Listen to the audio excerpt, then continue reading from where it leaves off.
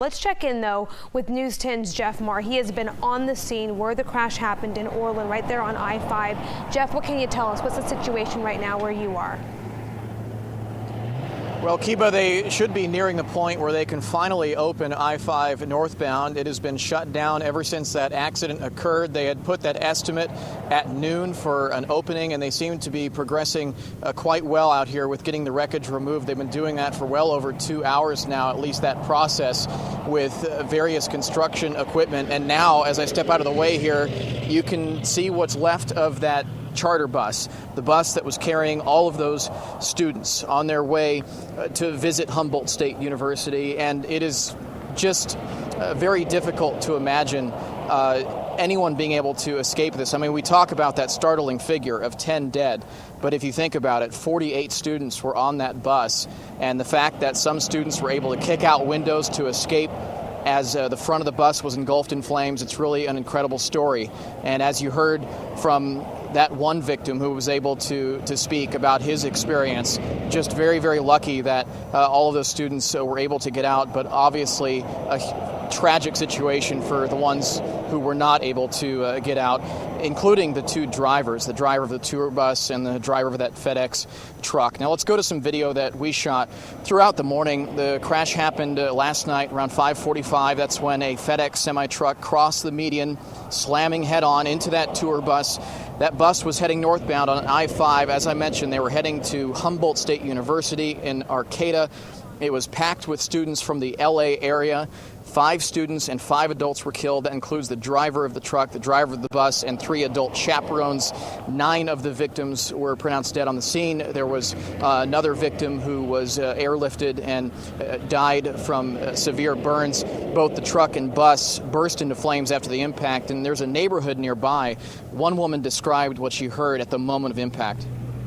And all of a sudden I heard a sonic boom, and the house shook. When I got there, everything was engulfed, and it was still spewing up black smoke. Now, as you heard during that press conference, there were some school officials speaking about the very difficult process of notifying families. That's happening in the Los Angeles area.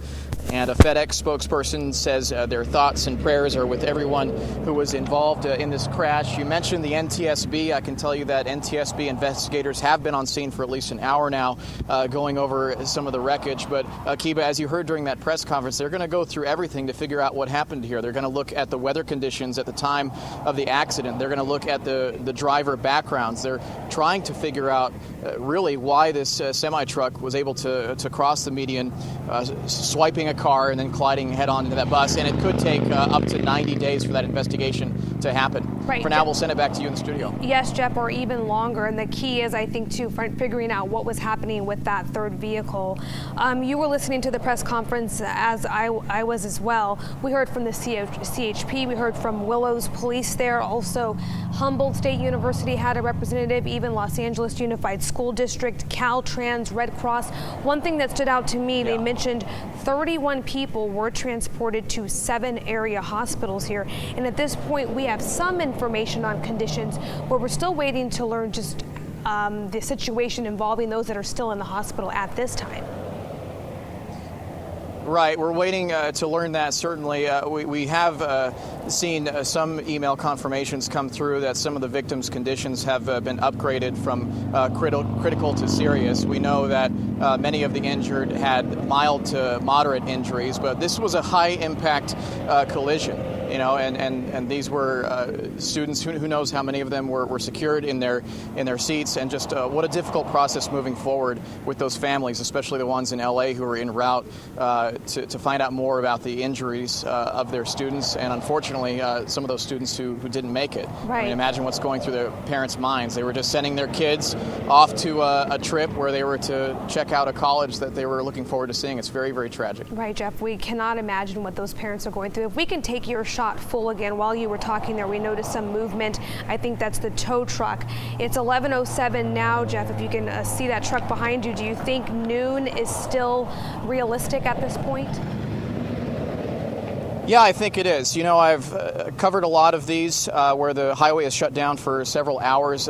Never one that has involved a semi-truck and charter bus. Those are two very large rigs.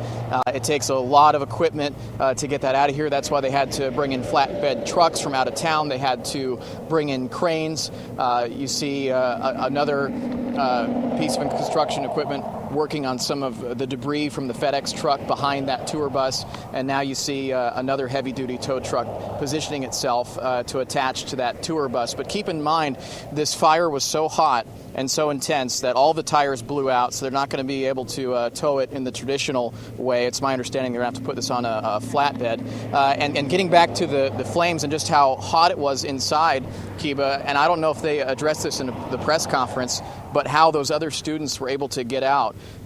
Some, kicked out the windows to get out of that bus. And we're going to be learning more details about some of the actions that occurred in that bus to save lives. We'll send it back to you. All right, Jeff Maher in Orland for us. Thank you.